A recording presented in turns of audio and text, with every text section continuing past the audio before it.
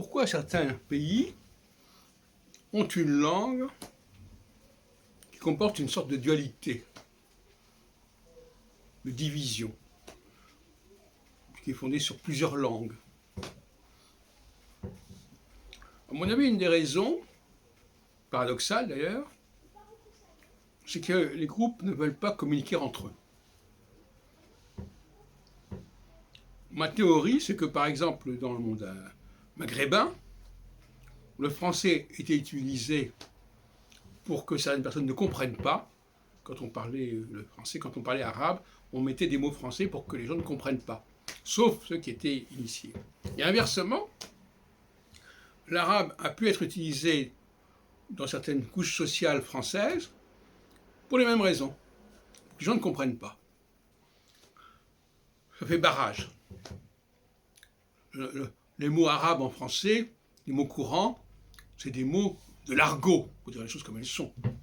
Ce n'est pas des mots de la langue classique.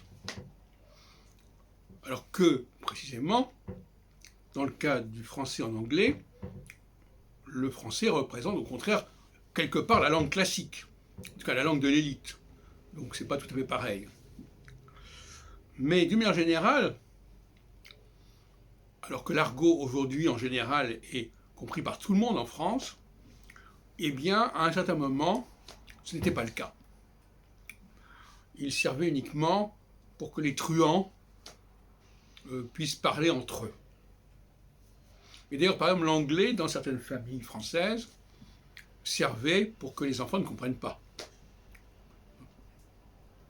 Donc voilà une piste que je suggère, à savoir l'usage d'une langue étrangère qui va truffer la langue locale pour éviter la compréhension. Et dans le cas d'Israël, on pourrait dire que c'est pareil. Je pense que les francophones qui parlent hébreu en Israël utilisent le français pour ne pas être toujours compris, pour déconcerter celui qui écouterait.